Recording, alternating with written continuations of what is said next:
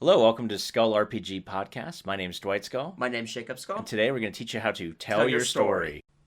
So, Dwight, I think the next thing that we should be talking about is how do you do a good all-out war, two kingdoms going against each other that isn't cliche and that isn't long and drawn out? Yeah, that's a great question.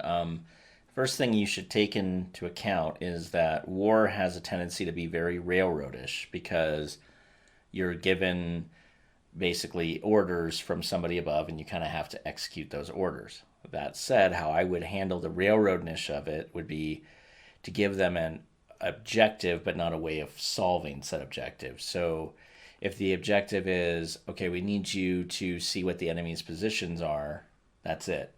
I don't care if you go and infiltrate the army fully. I don't care if you soar from the sky. I don't care if you pay somebody to figure it out. I don't care however you do it. And then I would also put in little things where it's not like I just need to know where they're at.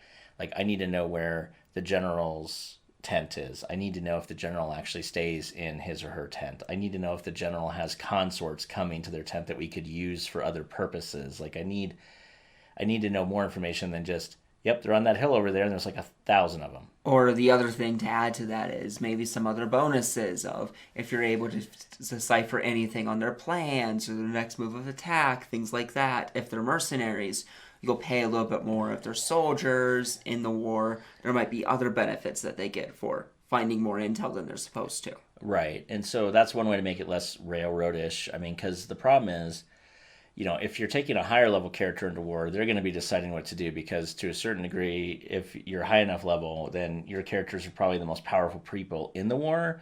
And because they're the most powerful people in the war, they're probably running it to a certain degree. But if they're like low level, then they're really railroadish because they're just doing menial jobs in the fight. If they're medium level, which is probably where I would always take somebody that's in a war. I would never go low level with a war. But if I was going to put my characters into a medium level war, meaning like they're like levels, I don't know, 10-ish, to be fair.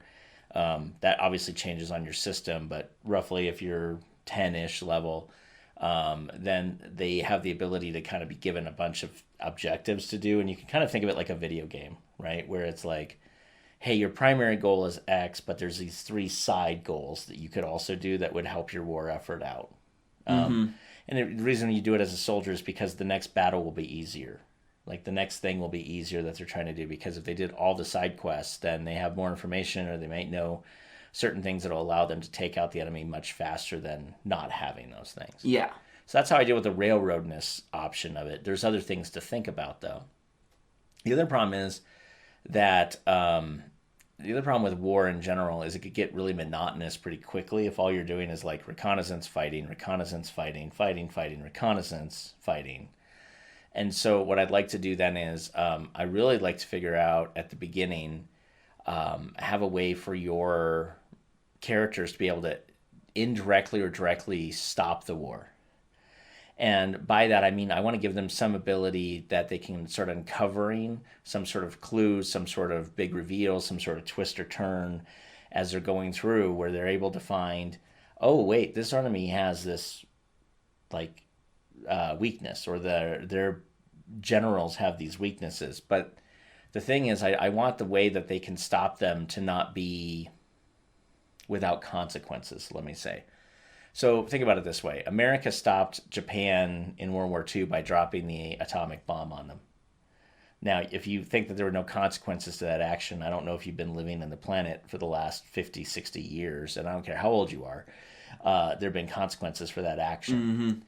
And a lot of consequences. And I would do the same thing. Like, is there a way to stop the war by obtaining some unspeakable power to unleash on the other side in some genocidal act that then maybe that's the end of your story, but that genocidal act has consequences leading into potentially telling another story in the same world. It could be something as simple as you literally call upon some outside entity, a demon, a god, an angel, an entire alien race, depending on what you're playing, to end the war. But of course, they have a price that you need to pay, and that price could be something as steep as 10% of your population every year for the next 100,000 years. Or your entire race goes into like a slave race, but you thought it would be better to live on your knees than die on your feet. there's all these things you could do with it, with where you can have there's some sort of exciting dilemma that you put your players into. We can end the war here, but my God, the cost is crazy high. Well, is it worth it or not? Well, to lead up to that, you're going to have to show the cost of war. And so showing the cost of war looks like coming across a village that's been burned out, seeing the people in your land being decimated, and nothing really you can do about it. If you want to have a war that like you're losing and then you have to use this great nastiness to fix it, you could do the other side of it, where maybe you start with your players believing the propaganda on their side, but as they start getting more and more into it, they start realizing, wait a minute, our side is actually the aggressor here and has been for generations, and we're killing this other side, and they're just barely surviving, but they did nothing to us.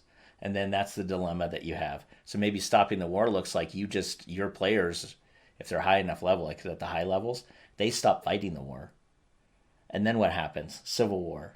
Mm-hmm. How does that work? Okay, so there's a lot of ways you can run a war as opposed to just a simple, oh, we're good, they're evil type of a thing. I like a more nuanced approach because I've yet to ever see a war specifically at the end, right? At the beginning, every war that you're ever pitched, I mean, I'm old enough now to have been pitched several different wars in America, and every war gets pitched as if the other side is horrendous, evil demons that should be eradicated for, God and country. And then at the end of the war, then we're looking into war crimes that we've committed, allegations of, our own stuff that we were accusing them of doing for us to come in. And to be honest, like if you're trying to save a populace from something and then you commit the exact same acts against them, what did you save them from? Mm-hmm. You just traded the name of the person perpetuating the act, not anything else. Yep. So my whole thought on this is really think about war in a very nuanced way. Like, what's the outcome of the war? What are you trying to tell? And this is actually where I would jump in and do a timeline as well, where I would have a timeline of here's how the war would play out if the characters are not involved, even at a lower level. Again, this is why I like medium level or higher into this, because they actually would impact more than just the water didn't get brought to the general. Oh, okay, well, who cares?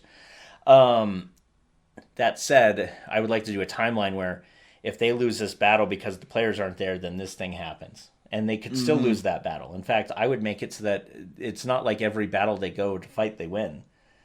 War is one of the few places where you could really and easily take away the godhood that some players feel like they can do.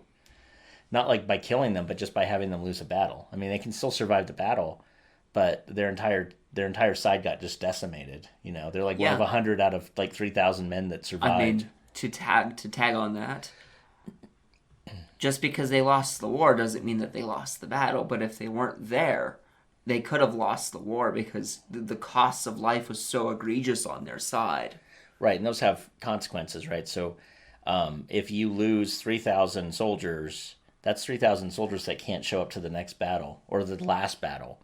So if you have an entirely now weak left flank because you have 3,000 guys that got killed in a battle 5 years ago, how does that work?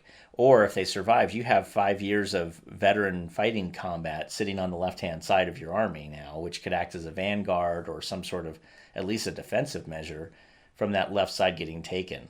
Mm-hmm. And so, like, what are the consequences of this entire band of people being killed? So, anyway, that's some things to think about in running a war, just to give you some varied ideas and options of it so you're not just running one combat after another combat. Hey, thanks for listening. And for more resources, please go to skullrpg.com.